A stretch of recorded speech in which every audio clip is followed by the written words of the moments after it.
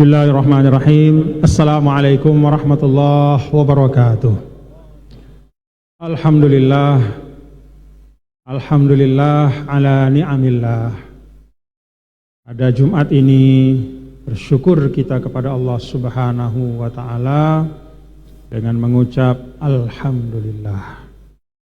Kita telah menyelesaikan kewajiban kita pada hari Jumat, ya. Kewajiban yang selain sholat 5 waktu, inilah sholat yang eksplisit atau langsung disebutkan oleh Allah, diperintahkan dalam suratul Jumu'ah. Idza nudiya lis-sholati min yaumil jumu'ati fas'au ila dzikrillah wa dzarul bai'. Sholat Jumat itu, kata Allah, kalau sudah nudiya lis-shalah, kalau sudah masuk waktu, yaitu telah diazankan oleh muazzin, maka kata Allah, fas'au ila dzikrillah, bersegeralah. Di sini Allah menggunakan kata is'au, ya, dari kata sa'i. Apa beda sa'i dengan al-masyu? Dua-duanya itu artinya jalan. Kalau sa'i itu berjalan dengan cepat. Jadi kalau sudah masuk waktu Jumat, bahkan sebelum, ya, karena yang terbaik dalam Islam itu, apalagi hal-hal yang menyangkut pokok-pokok perintah Allah, itu bersiap. Kalau sudah masuk waktu Jumat atau bahkan sebelum masuk waktunya, bersegeralah. Maka Allah menggunakan kata fas'au, bersegeralah. Bukan jalan pelan-pelan, malas-malasan, tidak, tapi cepat. Ada semangat terlihat dalam gerakannya. Wa dzarul bai', dan tinggalkanlah perdaganganmu, jual beli. Kenapa jual beli yang dijadikan contoh? Karena jual beli itu menggambarkan aktivitas manusia yang paling dia sukai, karena langsung memberikan untung. Kalau jual beli saja yang di situ ada uangnya, ada untungnya, harus segera ditinggalkan. Apalagi pekerjaan-pekerjaan lain, macam tidur-tiduran, macam duduk-duduk, macam leha-leha, yang ada untungnya pun tinggalkan. Dzalikum khairul lakum. Jual beli itu ada untungnya, tapi yang ini, sholat Jumat ini lebih baik, karena kemanfaatannya akan kekal dan dinikmati di akhirat kelak. Jadi kita syukur bapak-bapak, saudara-saudara, pada hari ini kita bisa melaksanakan, menyelesaikan satu ibadah yang disebut langsung oleh Allah. Perintahnya dalam Al-Quran. Kan banyak di dalam Al-Quran itu, banyak ibadah-ibadah sholat, ya, yang wajib maupun yang sunnah. Ibadah sholat 5 waktu, Allah Subhanahu wa ta'ala sampaikan, aqimis sholata liduluki syamsi ila ghasaqil laili wa qur'anil fajr. Liduluki syamsi, tergelincir matahari. Kapan? Zuhur, asar. Ila ghasaqil lail, ketika sudah terbenam. Kapan? Maghrib, isya. Lalu terakhir, wa qur'anal fajr, yaitu subuh.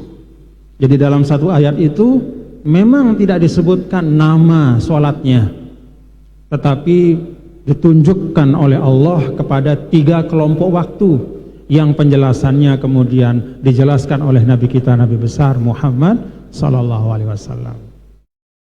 Zuhur, asar, maghrib, isya, subuh. Nah, selain sholat 5 waktu yang disampaikan dalam satu ayat ini, ada sholat yang disampaikan oleh Allah bahkan lebih dari satu ayat, lebih dalam satu ayat. Apa itu? Sholat Jumat. Allah Ta'ala sampaikan, ya ayyuhalladzina amanu idza nudiya lis-sholati min yaumil jumu'ati fas'au ila dzikrillahi wa dzarul bai'a dzalikum khairul lakum in kuntum. Fa idza qudiyatis sholatu fantashiru fil ardi wabtaghu min fadlillah wadhkurullaha katsiran. Jadi disampaikan yang terkait dengan sholat Jumat itu bahkan lebih dari satu ayat. Disebutkan dalam 2 ayat. Bahkan ditutup dengan ayat selanjutnya yang terakhir dari suratul Jumu'ah. Yang menegur sebagian dari kita.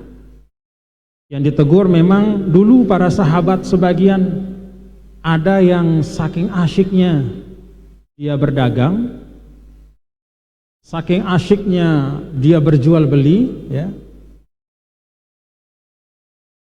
sampai akhirnya semangatnya agak kurang atau agak terlambat, maka ditegur. Itu bagus untuk kepentingan dunia, tapi yang ini dahulukan, karena ini membawa keselamatan. Nah, jadi saya sampaikan di sini, jangan pandang remeh yang namanya sholatul Jumu'ah, sholat Jumat itu. Karena itu kalau kita selesai melaksanakan sholat Jumat, kita syukur, alhamdulillah. Ada sebagian yang menganggap sholat Jumat itu tidak seperti sholat 5 waktu. Maka Rasul ingatkan, man taroka salasa juma'in tahawunan, siapa yang meninggalkan 3 Jumat karena meringankannya, diremehkan, itu Rasulullah Shallallahu Alaihi Wasallam memberikan peringatan. Dalam sebagian riwayat Allah akan cap hatinya, ditutup hatinya. Artinya apa? Kalau ditutup hati itu akan susah dia mendapatkan hal yang baik dalam hidupnya. Dia tidak terasa miring sampai tergelincir, dia nggak sadar. Kenapa? Dia awali dengan menganggap enteng sholat Jumat. Karena itu mari kita tunaikan dengan baik. Bahkan kalau sebagian ulama, kalau mazhab Syafi'i itu kan sholat Jumat itu 40, ya, 40 orang. Kalau sebagian mazhab yang lain itu bahkan hanya 2 orang juga boleh. Saking menurut mazhab itu saking pentingnya yang namanya sholat Jumat, maka dia sah hanya dengan imam dan makmum saja. Itu sebagian mazhab ada. Kalau tidak salah mazhab Daud Az-Zahiri, ya. Pokoknya yang namanya berjamaah bisa, yang namanya berjamaah itu kan 1 imam 1 makmum gitu ya. Jadi pokoknya berjamaah ya sudah, berarti sah Jumatan. Nah, kalau Imam Syafi'i kita 40. Karena itu maka kewajiban sholat Jumat itu bagi seorang yang mustautin, nah, bagi seorang yang dia bukan musafir, ya. Muqim, mustautin, yang tinggal. Kalau musafir diberikan keringanan, tapi kalau bisa Jumatan, ya Jumatanlah. Termasuk juga kata para ulama, perempuan tidak wajib Jumatan, tapi idza sholat ajza'at aniz zuhri. Kalau dia ikut sholat, maka itu mencukupkan untuk dia sudah tidak perlu lagi sholat zuhur. Bagus, silahkan. Yang penting kalau kaum perempuan itu sholat Jumat, jangan desak-desakan sama laki-laki. Tapi memang di tempat yang khusus dan dengan tenang. Untuk mencari keberkahan Jumat boleh, ya. Tidak ada larangannya. Bapak Ibu, itu yang pertama. Alhamdulillah kita tunaikan sholat Jumat kita jaga ya Bapak-bapak, saudara-saudara. Semoga Allah berikan kita kekuatan untuk terus melaksanakan sholat Jumat kita dengan baik dan menjadi kafaroh. Kafaroh itu artinya penebus mingguan. Dalam 1 minggu kata Rasul, al-jumu'atu ilal jumu'ah kafaratun lima bainahuma. Dari 1 Jumat ke Jumat berikutnya itu akan menjadi penebus dari dosa-dosa kecil kita. Banyak dosa kecil kita. Melihat hal-hal yang enggak pantas, ya.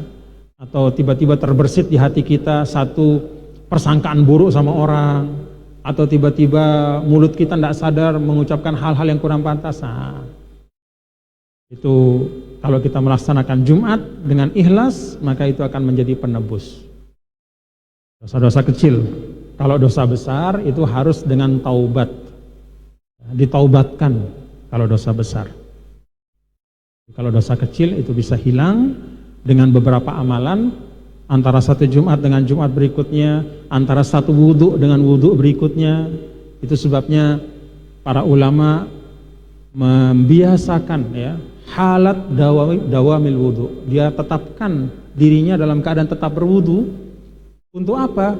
Ibaratnya apa itu? Kalau misalnya orang punya mobil, nah orang punya mobil itu kan ada namanya polesan ya, bapak-bapak ya.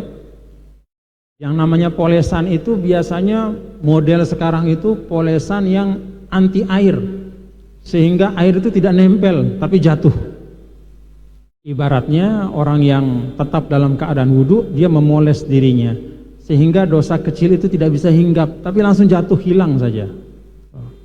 Itu ibaratnya ya, untuk dosa-dosa kecil yang banyak hal-hal yang tidak pantas yang kita lakukan, kita tidak sadar, kita tidak ingat ya. Nah bapak-bapak saudara, itu sebagian kecil dari berkah sholat Jumat. Hari ini 198, yaitu firman Allah Ta'ala, a'udzubillahi minasyaitonirrajim, laisa 'alaikum junahun an tabtaghu fadlan min rabbikum. Laisa, tidaklah, 'alaikum, atas kalian, junahun, yaitu suatu dosa, an tabtaghu, kalian mencari, fadlan, fadlan itu karunia, min rabbikum, dari Tuhan kalian. Fa idza afattum min Arafat, dan apabila kalian ifadah, ifadah itu pergi bareng-bareng, bahasa kita berangkat, bertolak dari Arafah. Arafah itu kan tanggal berapa tuh? Tanggal 9 ya. 9 Dzulhijjah, selesai Arafah ya, gelam matahari, ifadah dari Arafah, pergi berangkat jemaah haji yang jumlahnya jutaan. Kemana? Ke Muzdalifah lalu ke Mina. Fa idza afattum min Arafatin fazkurullah indal masy'aril haram. Ketika engkau berangkat dari Arafah itu bertolak ya, maka terus menerus fazkurullah, berzikirlah kepada Allah, subhanallah walhamdulillah wala ilaha illallah allahu akbar, sampai indal masy'aril haram. Di al masy'aril haram itu Muzdalifah, Mina ya. Wazkuruhu kama hadakum, dan terus berzikir kama hadakum, sebagai tanda kesyukuran karena dia telah memberikan hidayah kepada kalian. Wa in kuntum min qablihi laminad dhallin, walaupun kalian sebelumnya termasuk orang-orang yang bingung ataupun orang yang sesat. Saudara-saudara, ada beberapa hal yang bisa kita ambil dari ayat ini. Pertama, ayat ini adalah ayat yang ketiga ya, dari rangkaian ayat yang berbicara tentang ibadah haji dan umroh. Dua sudah kita bahas sebelumnya, mulai dari wa atimmul hajja wal umrata lillah. Nah, itu yang pertama. Silahkan nanti dibaca kembali ayat 196. Lalu majelis sebelum ini kita tambah ayat 197. Al-hajju ashhurum ma'lumat. Dan sekarang kita masuk pada ayat yang ketiga, yaitu laisa 'alaikum junahun an tabtaghu fadlan mir rabbikum. Masing-masing ayat ini menunjuk kepada makna yang saling melengkapi. Ayat yang pertama, wa atimul hajja wal umrata lillah, menunjukkan wajibnya haji dan umroh. Wajibnya haji dan umroh, kewajiban haji bagi yang mampu. Kalau yang nggak mampu nggak usah, apalagi berutang, jangan. Allah tidak suka hamba membebani dirinya dengan apa yang tidak diwajibkan oleh Allah. Itu kaidah agama. Jadi jangan membebani diri dengan sesuatu yang tidak Allah bebankan. Suatu ketika Nabi lihat di masjid ada tali dari ujung timur ke barat. Nabi tanya, ini tali apa? Kata jamaah, oh itu Zainab, anaknya Rasulullah, putrinya Rasul. Kalau dia sholat ngantuk, dia pegangan sama tali supaya tidak jatuh. Kata Nabi, jangan, kalau ngantuk tidur, Allah tidak bebani.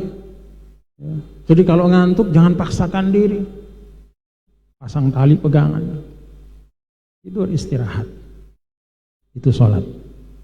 Haji juga sama, puasa seperti itu juga, dan semua perintah agama itu Allah wajibkan sesuai kemampuan.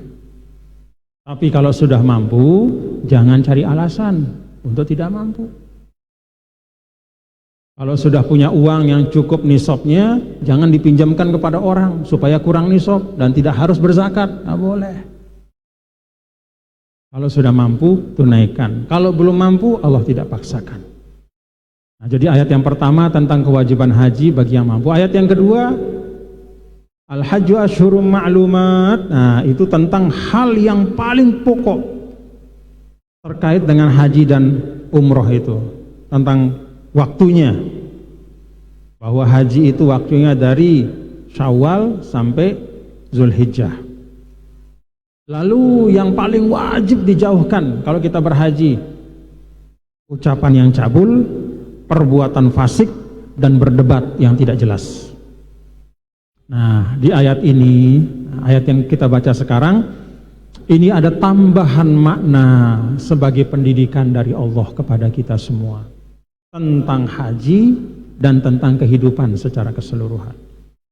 Ayat ini mengatakan, laisa alaikum junahun an tabtagu fadlam mir rabbikum. Tidak salah ketika kalian menunaikan ibadah haji itu, kalian juga mencari karunia Allah. Orang Arab itu suka berdagang. Ketika dulu diwajibkan haji, mereka resah. Aduh, bagaimana nih?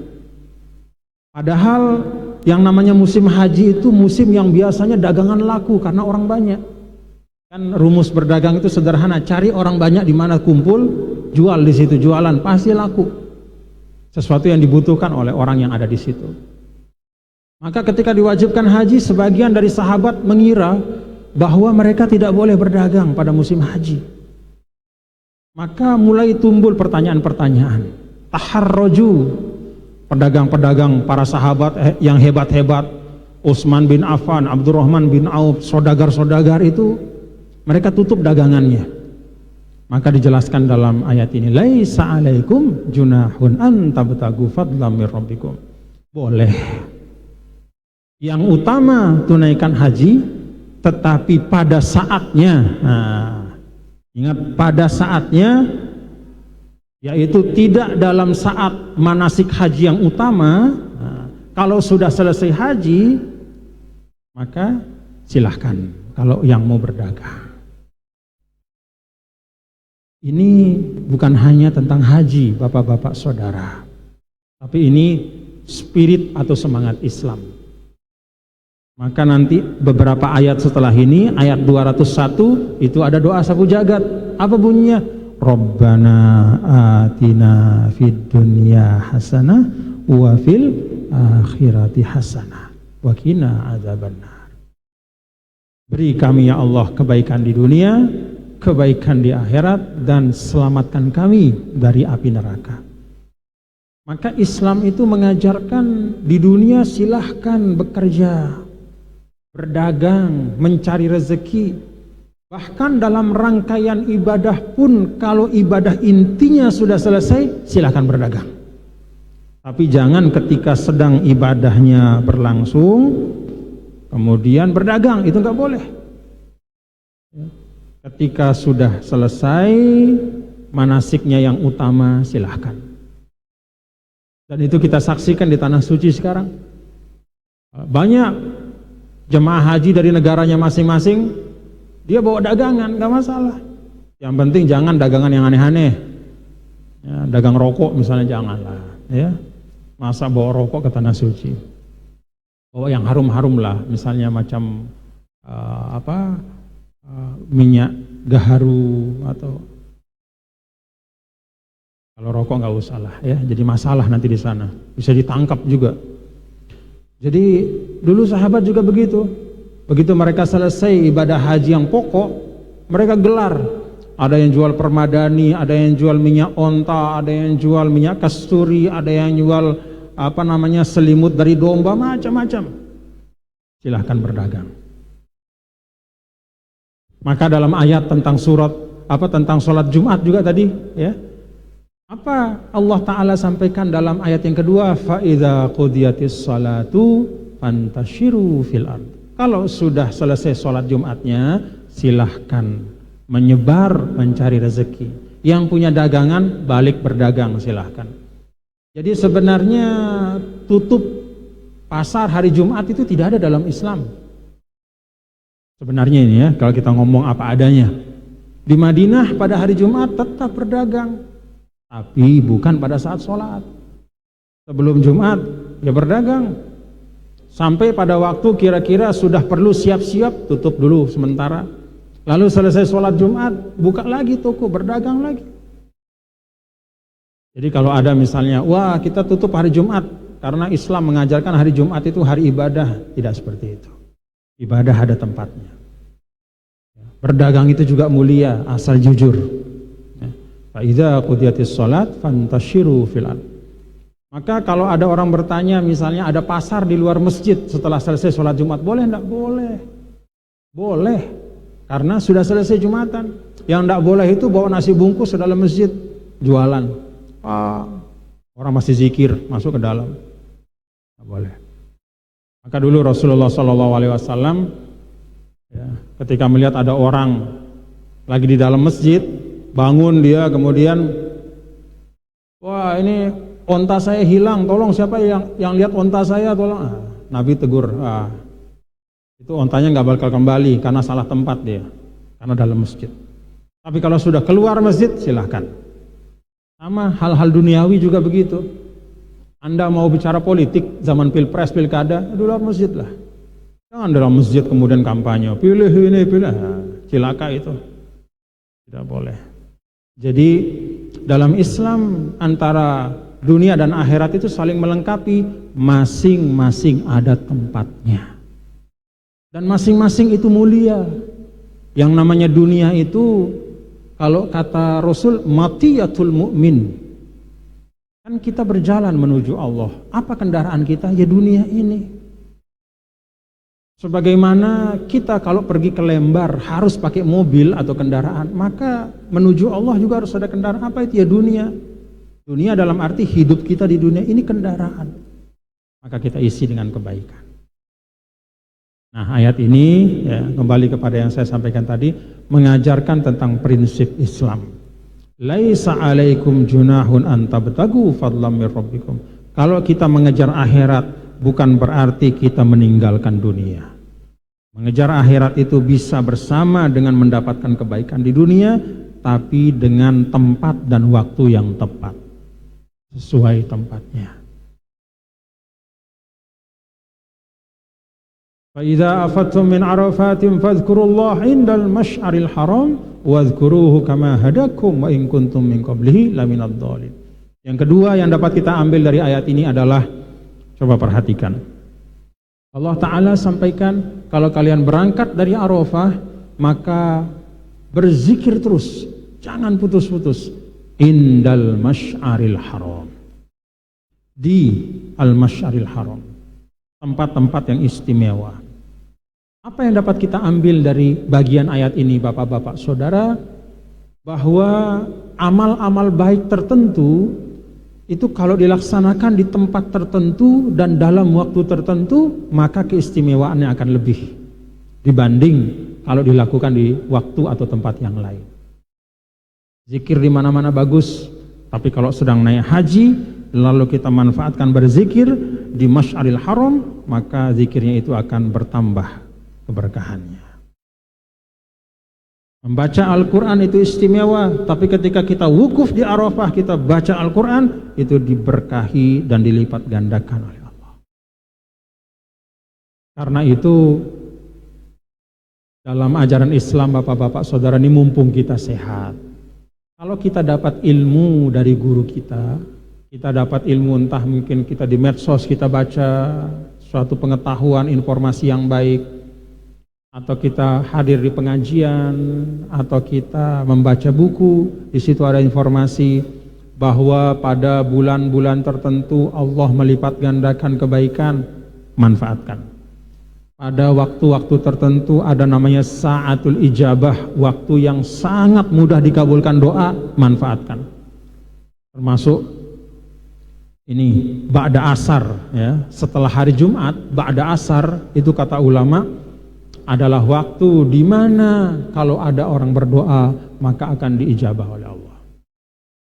Jadi ada waktu dan tempat yang memang Allah Ta'ala istimewakan. Kalau kita berada di situ atau saat itu, manfaatkan. Ini yang dapat kita ambil ya dari bagian ayat ini. Jadi kalau kita bicara tentang nilai tambah amal dalam Islam itu, salah satu yang bisa menambah, meningkatkan nilai tambah amal itu adalah tempat dan waktunya dilaksanakan. Yang kedua, kata ulama, orang yang melaksanakan. Yang ketiga, prosesnya ketika melaksanakan. Jadi kalau terpenuhi itu semua, tempatnya bagus, waktunya pas, orangnya juga sungguh-sungguh, prosesnya juga baik, insya Allah itu akan ijabah di sisi Allah. Wazkuruhu kama hadakum, dan berzikirlah kama hadakum, karena dia telah memberikanmu hidayah. Apa maksudnya hidayah di sini? Secara umum artinya adalah hidayatul iman. Maka siapapun yang dapat hidayatul iman, bersyukurlah kepada Allah dan banyaklah berzikir. Alhamdulillah.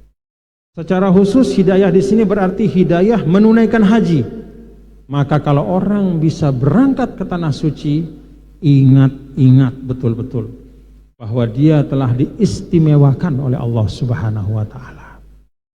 Maka jangan habiskan waktu untuk hal-hal yang tidak baik di tanah suci. Jangan sia-siakan waktu, jangan digunakan untuk hal-hal yang tidak baik. Wazkuruhu kama hadakum. Jadi kalau kita mendapatkan sesuatu yang istimewa dari Allah, mari kita jadikan sebagai bahan untuk bersyukur dan kita manfaatkan sebaik-baiknya. Wallahu a'lam bissawab.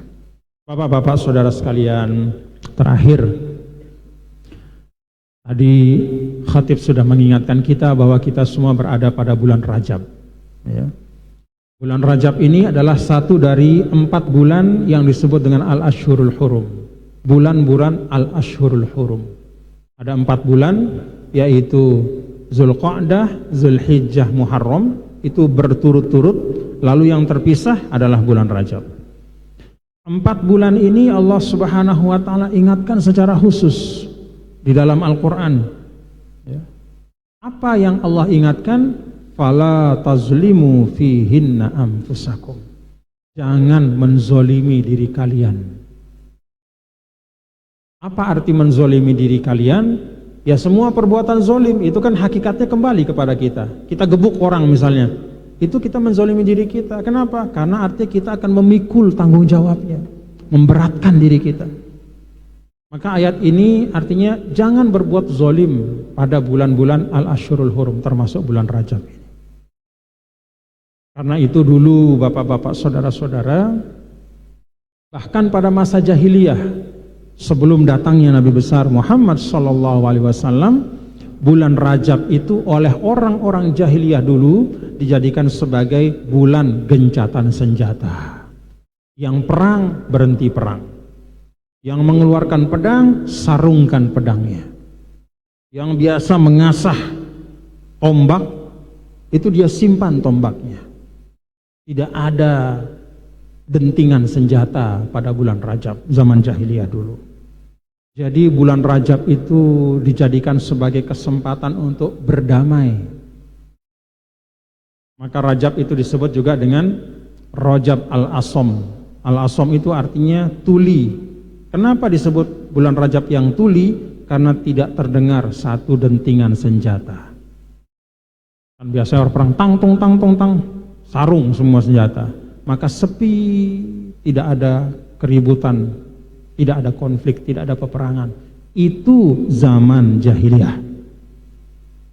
Maka untuk kita umat Islam yang mengaku sebagai umat Rasulullah ini, Harus lebih dari itu. Bahwa Rajab ini betul-betul kita jaga, kita pastikan. Nggak boleh ada suara denting senjata. Makanya kemarin hati kita sebagai anak bangsa itu pilu ya. Kita baca misalnya ada di suatu tempat orang pakai apa tuh namanya? Ya, itulah namanya itu carok. Sampai ada 4 meninggal, saling ya Allah, bulan Rajab. Orang jahiliyah saja senjata itu disarungkan. Kita yang mengaku umat Nabi, kalau disebut sedikit tentang Islam ngamuk kita. Pokoknya kita seakan-akan orang yang paling menjaga marwah Islam. Tapi ketika kita diingatkan, ketika kita diajarkan oleh Allah Ta'ala bahwa bulan Rajab itu la tazlimu fihinna anfusakum, jangan sampai ada denting senjata, jangan sampai ada saling mengumpat. Ini masa-masa perlu kita amalkan ini. Jangan perang kata, jangan perang hujatan, apalagi perang fisik, apalagi saling bunuh. Kan sekarang ini medan perang itu tidak hanya di medan tempur senjata, tapi di medan sosial. Karena sekarang lagi persaingan ya, pilpres, pileg apa, masing-masing punya jagoan. Dia punya jagoan, tapi bukan kebaikan jagoannya yang diceritakan. Justru keburukan yang lain yang dia ributkan. Ya Allah.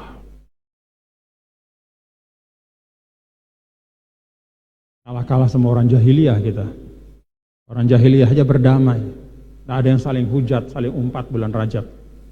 Yang tutuk balung kalau bahasa kita ya, yang dendam kesumat berabad-abad dari nenek moyangnya dia perang. Bulan Rajab dia sarungkan pedangnya, tidak perang lagi, damai.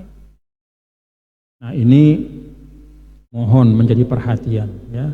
Mari kita ingat tentang kemuliaan Rajab, bahwa mulianya Rajab itu bukan hanya dengan kita puasa sunnah ya, tapi mulianya Rajab itu adalah dengan menjaga Rajab agar jangan kita kotori dengan perilaku, ucapan maupun perbuatan yang tidak pantas.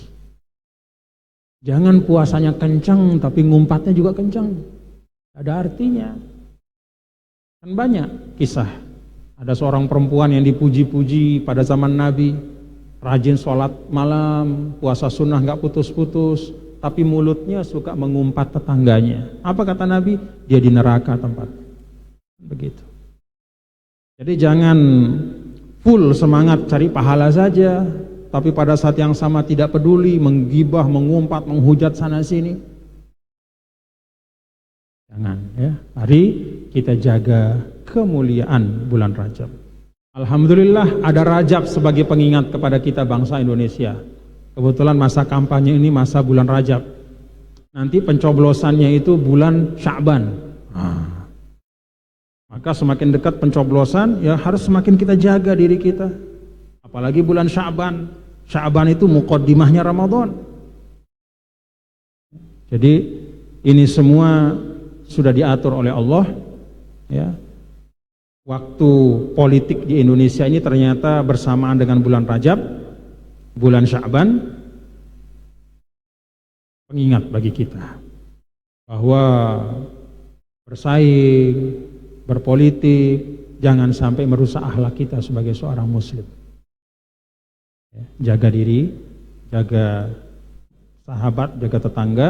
Mari sama-sama kita semua proses pemilu ini menjadi pemilu yang damai. Kan kita semua yakin rukun iman yang ke-6 ya, qadha dan qadar. Yang pemenang itu sudah ada di Lauhil Mahfuz. Semua sedang berikhtiar sekarang. Jadi yang namanya ikhtiar itu ya dengan cara yang baik. Apakah kalau kita mengumpat lalu takdir Allah akan berubah? Jagoan kita menjadi menang karena kita banyak mengumpat? Ya enggak. Jadi kalau kita memproses dengan cara yang tidak baik itu hanya merusak diri kita sebagai bangsa. Karena itu saya ajak semua jamaah Hubul Watan ya, sesuai dengan nama masjid ini, cinta tanah air. Kalau kita cinta tanah air, berbuat baiklah di Indonesia ini, berucap baiklah di Indonesia ini sebagai tempat yang Allah titipkan kepada kita. Allah siapkan untuk kita hidup di sini. Jadi kita balas ya, tempat yang telah memberikan segala macam kebaikan, rezeki segala macam, wasilahnya tanah air kita, mari kita jaga sebaik-baik. Wallahu a'lam bishawab. Rabbana taqabbal minna innaka antas samiul alim, tub 'alaina innaka antat tawwabur rahim. Ya mujibas sa'ilin, wa sallallahu sallam ala sayyidina maulana Muhammad walhamdulillahi rabbil alamin. Assalamualaikum warahmatullahi wabarakatuh.